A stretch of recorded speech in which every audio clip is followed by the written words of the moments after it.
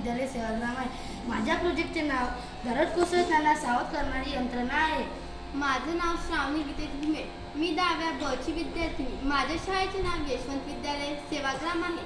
विकसित भारत 2047च्या दृष्टिकोनाशी सुसंगत केंद्रीय शिक्षण मंत्रालयाच्या शालेय शिक्षण साक्षरता विभागाद्वारे अटल इनोव्हेशन मिशन अंतर्गत विकसित भारत बिल्डथॉन 2025चे आयोजन करण्यात आले आहे.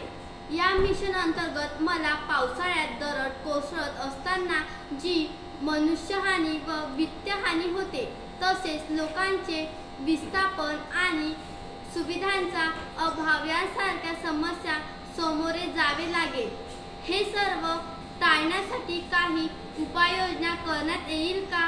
या समस्यांच्या संदर्भात विचार करत असताना आम्हाला दरड कोसळत असताना लोकांची सावध करणारी यंत्रणा असावी असा विचार आला.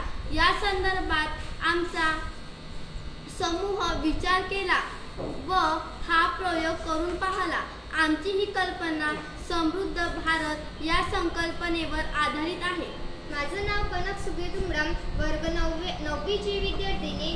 माझ्या प्रोजेक्टचे नाव आहे दरड कोसळताना सावध करणारी यंत्रणा. भारताचा भौगोलिक प्रदेश हा बऱ्याच ठिकाणी डोंगरदऱ्यांनी व्यापलेला आहे.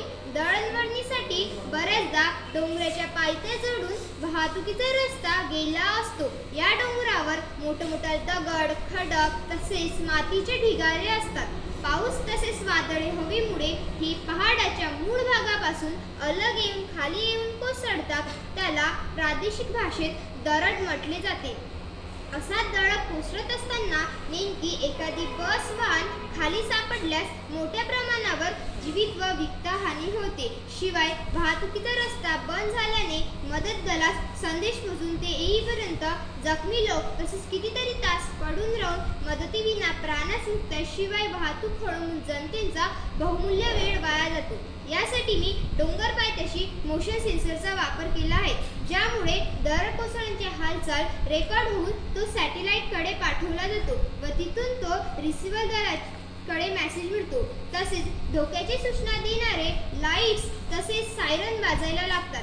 अशा प्रकारे बचाव दल घटनास्थळी जाऊन लोकांचे प्राण वाचवले जाऊ शकतात. यांचे फायदे: जीवितहानी होत नाही, वित्तहानी होत नाही, लोकांचा वेळ वाचतो, दळणवळण सुरळीत व सुरक्षित राहतो, पोलिसांचा श्रम वाचतो, दवाखान्याचा श्रम वाचतो इत्यादी फायदे आहेत.